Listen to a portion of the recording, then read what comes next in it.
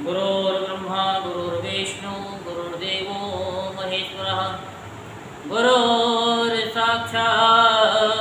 परब्रह्म तस्मै श्री गुरुवे नमः।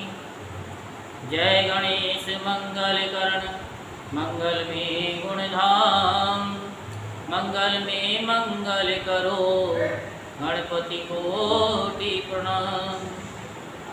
बोल वृंदावन बिहारी लाल की जय, बोलवा की बिहारी लाल की जय।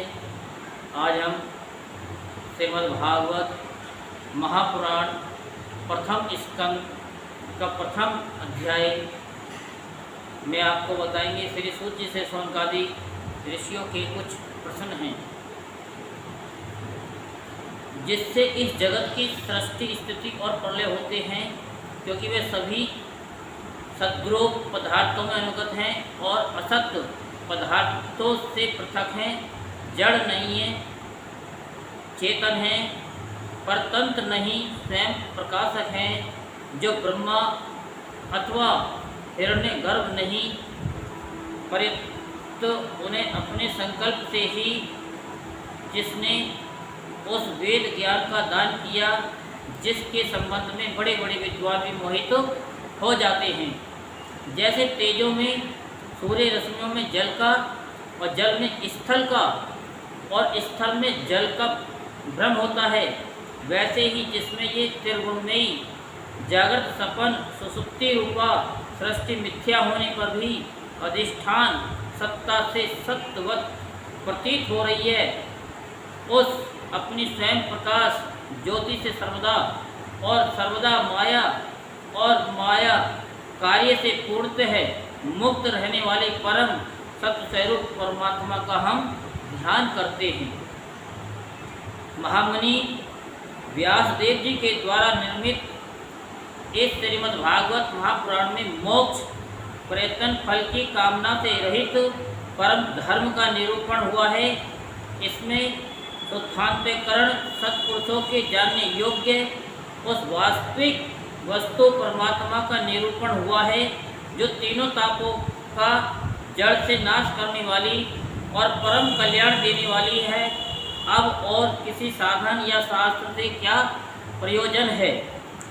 जिस समय भी सुकृति पुरुष इसके श्रवण की इच्छा करते हैं, ईश्वर उसी समय अविलंब उनके हृदय में आकर के बंदी हो जाते हैं। रस के मर्मज्ञ भक्तजन ये श्रीमद् भागवत वेद रूप कल्प वृक्ष का पका हुआ फल है। श्री सुखदेव रूप तोते के मुख का संबंध हो जाने से ये परमानंद में सुधा से परिपूर्ण हो गया है। इस फल में छिलका गुठली आदि त्याज्य अंश तनिक भी नहीं है। ये मूर्तिमान रस ही रस है। जब तक शरीर में चेतना रहे तब तक इस दिव्य भगवत रस का निरंतर बार बार पान करते रहो। यह पृथ्वी पर ही सुलभ है।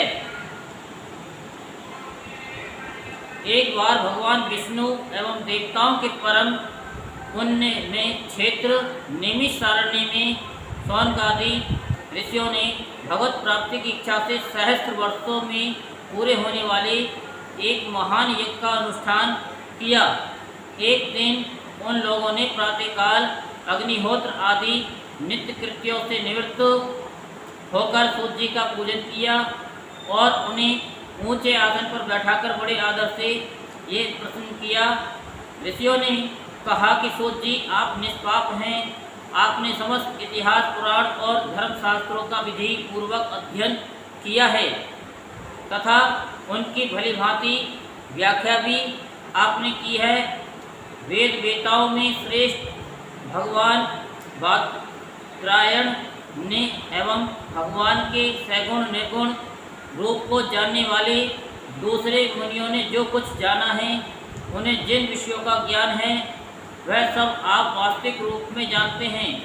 आपका हृदय बड़ा ही सरल है और शुद्ध है, इसी से आप उनकी कृपा और अनुग्रह के पात्र हुए हैं।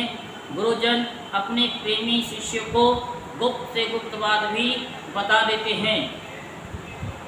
आयुष्मान आप कृपा करके ये बताइए कि उन सब शास्त्रों, पुराणों और गुरुजनों के उपदेशों में कलयुगी जीवों के परम कल्याण का सहज साधन आपने क्या निश्चय किया है।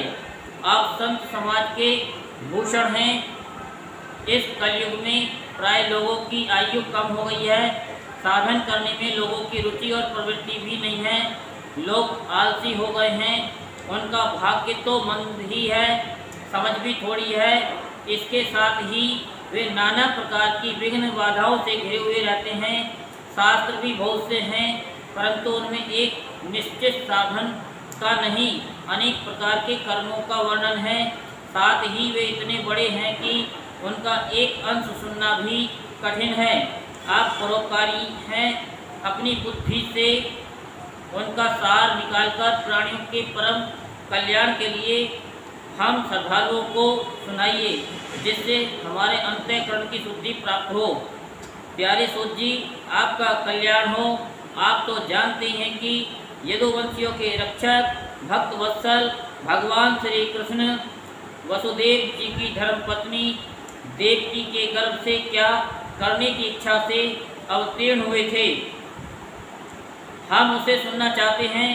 आप कृपा करके हमारे लिए उसका वर्णन कीजिए, क्योंकि भगवान का अवतार जीवों के परम कल्याण और उनकी भगवत प्रेम में समृद्धि के लिए ही होता है। ये जीव जन्म मृत्यु के घोर चक्कर में पड़ा हुआ है। इस स्थिति में भी यदि वह कभी भगवान के मंगल में नाम का उच्चारण कर ले तो उसी क्षण उससे मुक्त हो जाए, क्योंकि स्वयं वह भी भगवान से डरता है। सूत जी परम विरक्त और परम शांत मुनिजन भगवान के श्री चरणों की शरण में रहते हैं।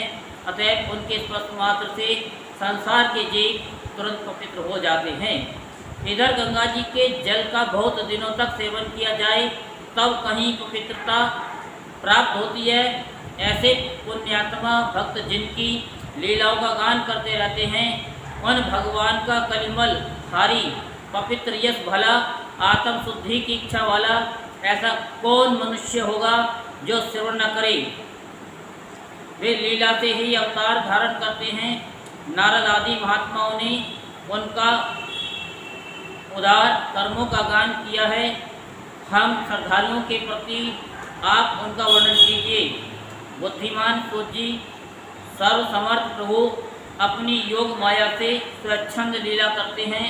आप उन श्री हरि की मंगल में अवतार कथाओं का अवर्णन कीजिए। पुण्य कीर्ति भगवान की लीला सुनने से हमें कभी भी तृप्ति नहीं हो सकती, क्योंकि रसज्ञ श्रोताओं को पद पद पर भगवान की लीलाओं में नए नए रस का अनुभव होता है। भगवान श्री कृष्ण अपने को छुपाए हुए थे। लोगों के सामने ऐसी चेष्टा करते थे कि मानो कोई मनुष्य हो, परंतु उन्होंने बलराम जी के साथ ऐसी लीलाएं भी की है, ऐसा पराक्रम भी प्रकट किया है जो मनुष्य नहीं कर सकते। कलयुग को आया जानकर इस विश्व क्षेत्र में हम दीर्घकालीन सत्र का संकल्प करके बैठे हैं। श्री हरि की कथा सुनने के लिए हमें अवकाश प्राप्त है। ये कलयुग अंतःकरण की पवित्रता और शक्ति का नाश करने वाला है। इससे पार पाना कठिन है। जैसे समुद्र से पार जाने वालों को कर्णधार मिल जाए, उसी प्रकार इससे पार पाने की इच्छा रखने वाले हम लोगों से ब्रह्मा ने आपको मिलाया है। धर्म रक्षक ब्राह्मण भक्त योगेश्वर भगवान श्री कृष्ण के अपने धाम में पधार जाने पर धर्म ने अब किसकी शरण ली है ये भी बताइए। यहीं पर प्रथम स्कंद का प्रथम अध्याय संपूर्ण होता है। बोल वृंदावन बिहारी लाल की जय।